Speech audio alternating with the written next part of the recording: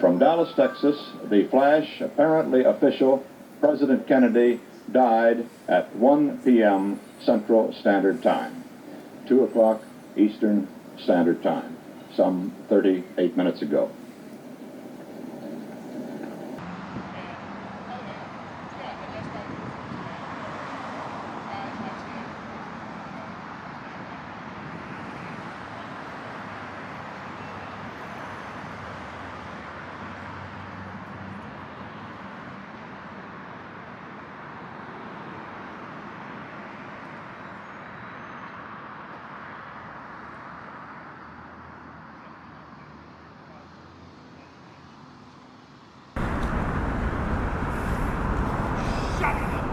Ladies and gentlemen, Thomas Britt here, back again with another video. And today we're in Dealey Plaza in beautiful Dallas, Texas, and we're going to talk about the assassination of our 35th president, John Fitzgerald Kennedy. Now let me preface it and say that I'm not an expert on this topic, but I did do a little bit of research, and hopefully we can learn some things together maybe. And for all you experts out there who do know a lot about the case, feel free to comment and start a discussion. But we're going to talk about, well, we're going to show you Houston Street. We're going to go up and down Houston Street where maybe the first shot should have taken place, as he had a clear line of sight to an oncoming car. Then we're going to go down Elm Street where the motorcade passed and the shots came from behind, if Oswald did the shooting, or if maybe there was a second gunman on the knoll somewhere, maybe behind the picket fence. But we're going to show you the grassy knoll. We're going to show you the triple underpass where James Tague caught a fragment of a bullet or a piece of concrete in his cheek, caused a wound there that he was bleeding from. So yeah, we're going to show you, we're going to go up onto the triple overpass and look down the plaza toward the school book depository. So we're just going to cover the whole area, talk about maybe some bullet trajectory, some angles. We went on the 6th floor museum yesterday and got a lot of really good pictures up there. And I did take a video of a video that they showed in the building that had some really good information in it. So I'll see how that looks, because I filmed it on my cell phone. If it looks good, I'll include it in here. But yeah, we're just going to talk about some things that may have happened, that may have not have happened, and maybe learn some things together. Because like I said, I'm not an expert on this. So, but there's so much to this case that this video could have been hours long. So many, there's like thousands of books that have been written on this, documentaries and movies. So let's get into it and maybe learn some things together.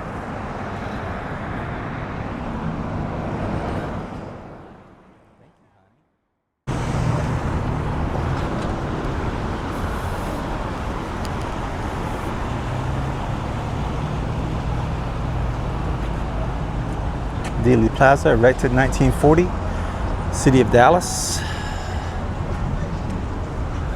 Cool. And check this building out. This building is way cool. I think it's called the Old Red Museum. I don't know anything about it other than it's just really cool looking.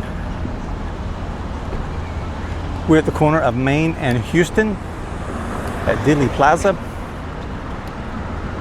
And if you saw any film of the motorcade that day, that came down Main and made a right turn onto Houston. And looking at the school book depository, which is right in front of us, you can see the 6th floor up there is one window below the very top floor. You zoom in on it a little bit. There we go. Yep, right there. One floor below the top floor. And the little box you see in the window is actually a live cam. You can go there any time of the day and see a live view of Dealey Plaza. So let me zoom back in. All right. So yeah, the motorcade made a right turn, turned down Houston, and look, there's a clear line of sight. Why didn't the first shot take place here? I mean, there's nothing in the way, no trees in the way, just a clear line of sight. He could have shot the president from that location right there. Really cool fountain. If you've never been to Dealey Plaza. First time I was here was like 25 years ago. And we did go to the 6th floor museum back then. But this is now the Dallas County Administration Building. But yeah, as you can see, there was a clear line of sight from Oswald to the president, and he didn't take the shot here. Just don't know why. Very cool fountain here. So, motorcade reaches the corner of Houston and Elm. There's the 6th floor again. Reaches the corner of Elm in Houston and makes a left turn. And if you look at the videos, there's nobody here except just a handful of people filming and taking pictures. And right through there, the podium over there is where James Zapruder filmed the assassination. And I'll show a couple of angles of the assassination. I'm not going to show the whole Zapruder film. There's plenty of places to see it, but I'm not going to show the fatal shot from his angle. I may show it from another angle that's not as graphic. But yeah, Zapruder was standing right on that podium over there. We'll go over there in a minute and see exactly where he was standing. So anyway, the motorcade makes its way down here, and we're just going to walk with the camera. And you watch the movie? And there's the first X right there, or the first shot.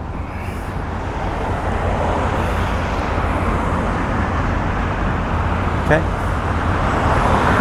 There's this structure there. Grassy knoll area. And we're coming up on the spot of the, well, not the second shot, this will be the third shot. I'm sorry, the first X back there was the second shot and not the first shot. So they say that the first shot by Oswald missed everything. And there's the second X right there. That's where the fatal shot hit the president.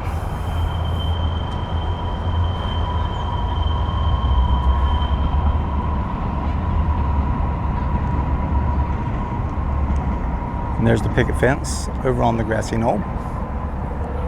said there may have been a second shooter behind the picket fence. In fact, there was a study done in 1978 where they studied the acoustics of the assassination, and they said it was probably about a 95% probability that there was a second gunman in the plaza that day. But there were several witnesses on the south side of Elm Street. Beverly Oliver said she saw a man shooting from behind a tree from the south side of Elm, and their pictures are in plenty of documentaries on the assassination. Gene Hill was on the south side of Elm Street, right along in here where I'm standing now. Maybe a little bit back up this way. They were closer to the fatal shot, and the fatal shot is right there. So Gene Hill saw a man shooting from behind the fence from the south side of Elm Street. Charles Brim was a World War II veteran who landed on Omaha Beach. So he was on the south side of Elm Street, right along here where I'm standing, and he said that the shot came across the street from where he was standing.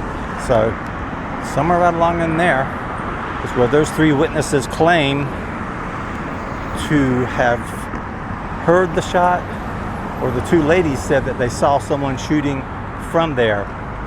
Who knows if they did or not. But Abraham Zapruder, and we'll go over there in a minute, was standing on that pedestal right there, and he said he thought the first shot came from behind him, although he later did change his testimony at the hearings and said that he couldn't tell where the shot came from. So moving on down the plaza here. There's the picket fence, grassy knoll, and there's the triple underpass. Some really good pictures taken right through this area as the motorcade was speeding away. James Tague was standing right over here where a bullet fragment or a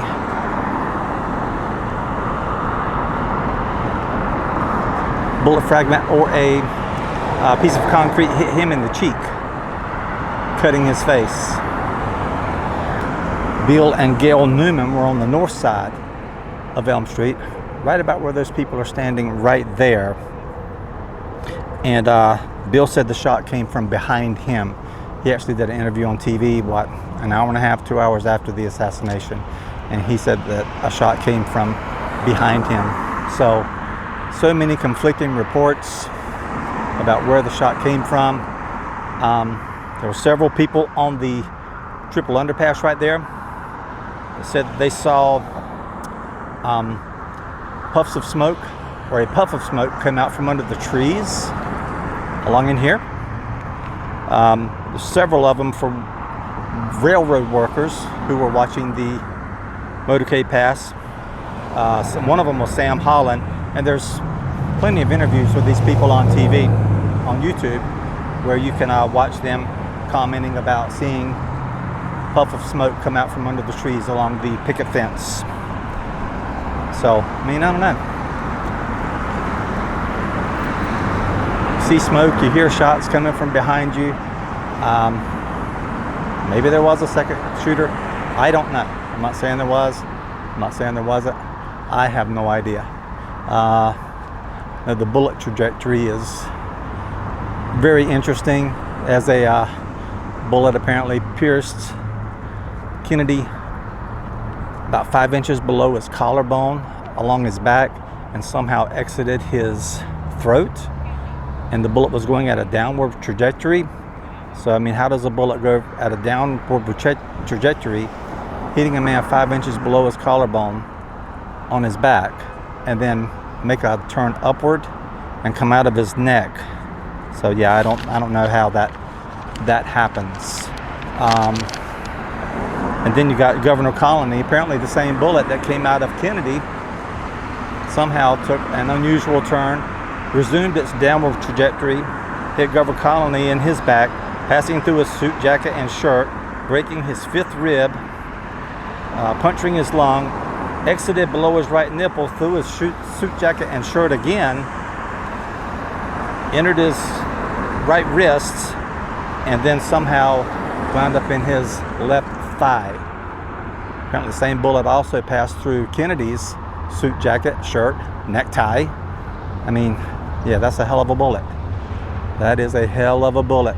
And so the first shot Oswald took, missed everything, apparently hit the curb, injured James Tague, who was standing over there by the triple underpass. Second bullet hit Kennedy from behind, went past through him, entered Connolly, injuring him, and we all know the third bullet was the third shot was the fatal head wound to the president. So one of those bullets, not the first one, but one of the second or third shot, apparently not only did it hit Kennedy and Connolly, but also damaged the windshield and a piece of chrome above the rear view mirror. So yeah, I don't know how that happens. I don't know anything about bullet trajectory, but there seems like some, so that, like I said, that was a hell of a bullet. One of the second or third, had to be the second shot. The first one missed everything. Second one hit Kennedy and Connolly. The third one was the head wound. So had to be the second bullet that did all the damage to Kennedy, Connolly, the rear view mirror, above the rear view mirror on the chrome, and the windshield. So all you bullet experts out there, chime in and yeah, explain how that could happen. So, but anyway, yeah, we're going to cross the street now, go over to the north side of Elm. Going to walk through this structure here, show you where Abraham Zapruder stood when he was filming the assassination, and then we're going to walk behind the picket fence. We're going to go to the triple underpass where the train is passing now, and yeah, then we'll wrap this video up. So really interesting stuff. Beautiful day here, glad to be here today, and yeah, let's continue on and get into some more discussion.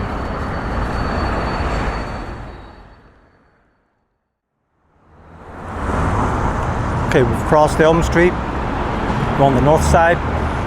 Gonna walk down Elm, get some video. Hi, how are you? Good, thank you. There's the X where the shot that hit Kennedy and Connolly. For the second shot, I mean. Hit Kennedy, Connolly, caused all their wounds. Apparently the damage to the windshield and the chrome piece above the rearview mirror. Here's the second X that marks the fatal shot. And there's the young lady. Here is the structure here. I'm not sure what this is called. I'll see if I can find out before I leave. And we'll go up there and walk through that in a minute. Okay, that's the pedestal where Abraham Zapruder stood. Took the video. And right along here is where Bill and Gail Newman were standing, right along in here. And there's a famous picture of them laying on the ground covering up their children. And Bill said the shot came from behind him. Then across the street over there is where Beverly Oliver was standing, Gene Hill, and Charles Brim, the D-Day veteran. Well, I'm not sure if he was a D-Day veteran or not, but he landed on Omaha Beach during the invasion of France.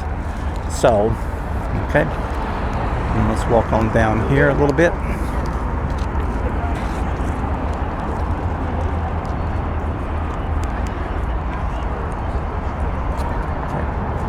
Clearly see this set of stairs here and a lot of pictures of a man, like 3 or 4 men standing here. One man turns and runs up the stairs, and apparently Umbrella Man was standing right over here. So if you don't know the story of Umbrella Man, you can Look him up. Like I said, so many conspiracy theories, controversy about this assassination. Picket fence. And that right there, Beverly Oliver said she saw a man shooting from behind the three-trunked tree, and that looks like it right there. It's like that tree is still here. The three-trunked tree. Let's see if I can find a picture of it and put it in here.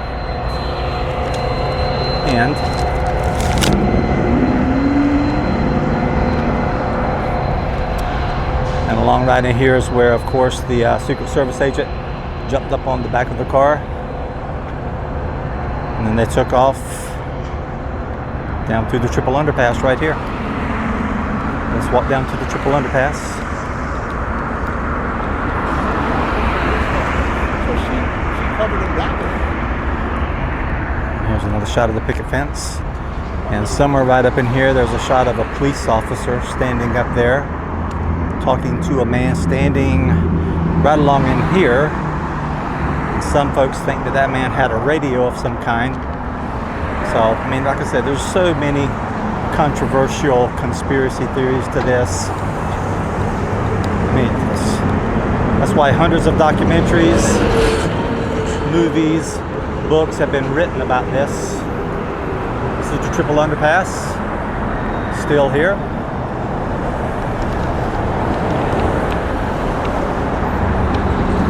Right, see that bus? Right there. That's where James Tague was standing. If I can find it right there. Where either a bullet fragment or a piece of concrete hit him in the cheek and cut his face from apparently what was the first shot, the missed shot. So, that being said, we are going to go up behind the picket fence and walk that's my crazy girlfriend, and go up behind the picket fence and walk across the triple underpass. All right, awesomeness. Thank you.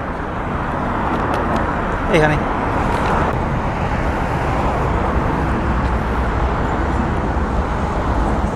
Here's a set of stairs that you see in a lot of pictures and video. There were several people standing right along in here. The assassination took place, and the fatal headshot is right there. The X is right there on the road. That car just passed it. And you can clearly see several people standing right here. So on up the stairs, and we'll show you where Abraham Zapruder was standing. There's some people over there right now. I think there's a plaque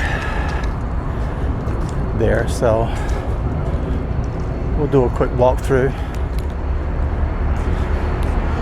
That says Work Projects Administration 1938 to 1940. Hi. So yeah, that's where Zapruder stood. We'll come back to that.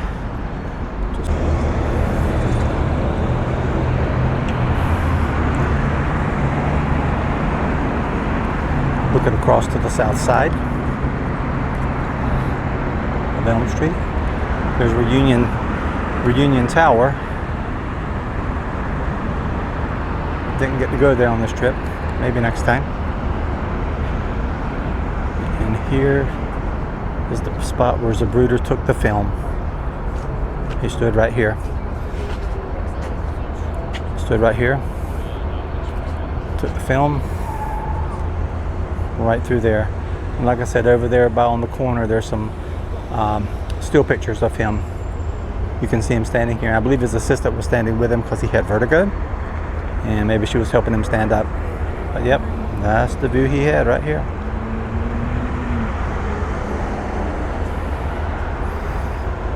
And that's where he stood. Okay, I'll get a shot of this if they'll move out of the way.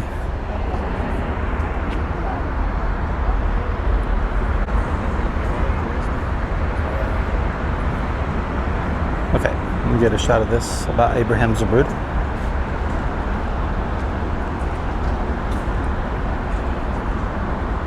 Okay, again, I'll try and put a still picture of that up here. So cool. All right, let's go behind the picket fence and get some footage from back here.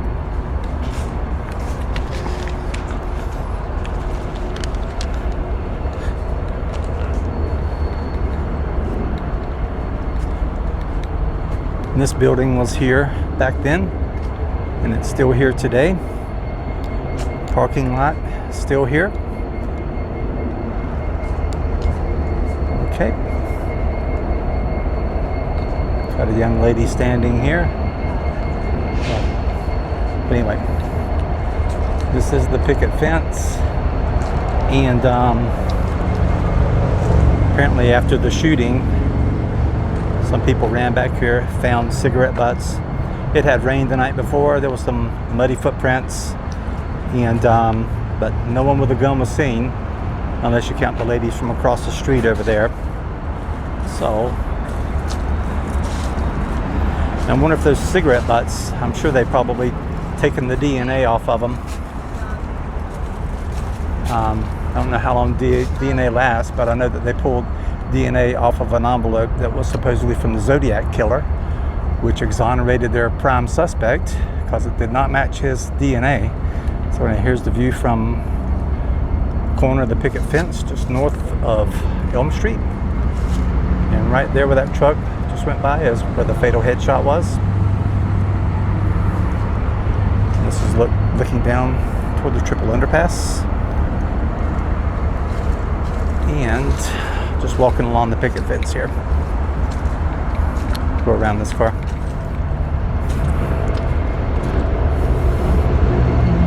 And right here is the three-trunked tree that Beverly Oliver, I believe that was her name, said she saw someone here shooting. So, alright, now let's head down to Triple Underpass. Got a train coming by.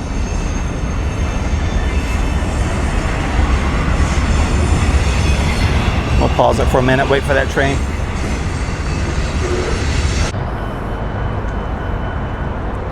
Alright, the train is finally passed. And wow, check this bridge out. Try and get a better shot of it in a little bit. That's so cool. That's some really cool stuff here in Dallas. The roadways here are incredible. Just like elevated highways everywhere. It's unbelievable. So, anyway, let's continue along the picket fence here. Train is passed. So we're going to walk out onto the triple underpass.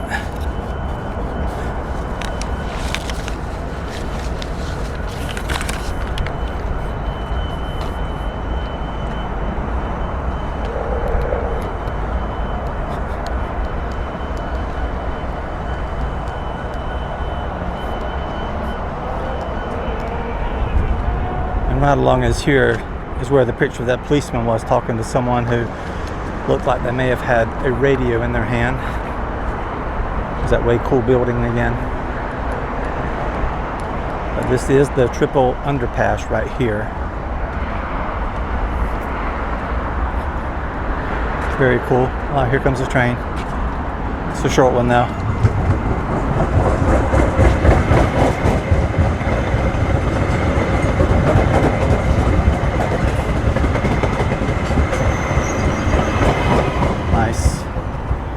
All right, looking down Elm toward the school book depository building. Let's move over here.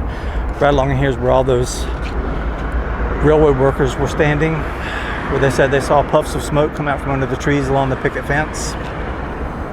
And there's a picture here of what looks like it could be a puff of smoke.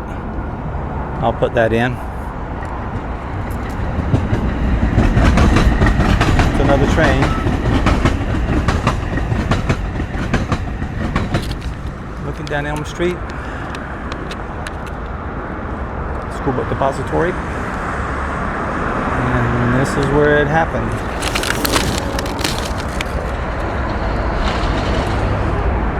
Okay, and right here, directly below me,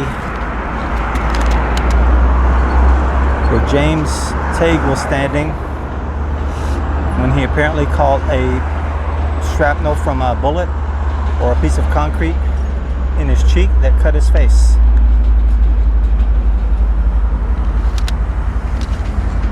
So, all right.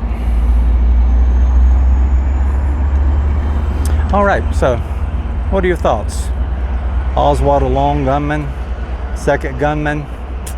Now, they said about 2 minutes after the assassination, Oswald was seen in the break room having a Coke, as if nothing had happened. Bullet trajectory is very strange, to say the least. First shot missed everything except for James Tague. Shrapnel or a piece of concrete hit him.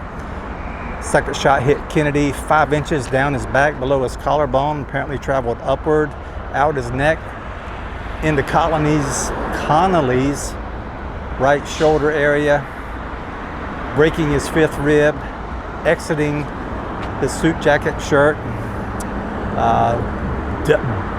shattering his wrist before ending in lodging in his thigh. So, that being said, oh, and not to mention the damage to the windshield and the chrome piece above where the rear view mirror is. So I guess the second bullet maybe did all that, or did the shot that killed the president, the fatal shot to the head, did fragments of that bullet go off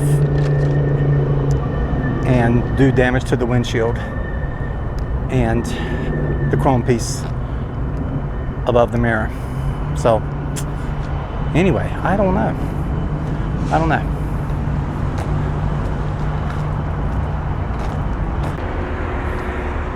All right, standing on north of Elm Street, looking south, grassy knoll area. That's where Zapruder stood when he took the famous footage. So that's going to do it for my video from Dealey Plaza, and hope you enjoyed it. Now, maybe I don't know what we can learn from this, but everything I've told you can find on the web. But yeah, if you have any comments, leave them in the comment section.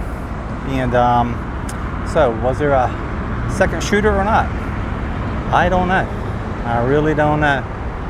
I guess it's possible, but that's going to do it for my effort here. Thanks for watching. Hope you have a great day. And that's going to do it from Dallas, Texas, and Dealey Plaza.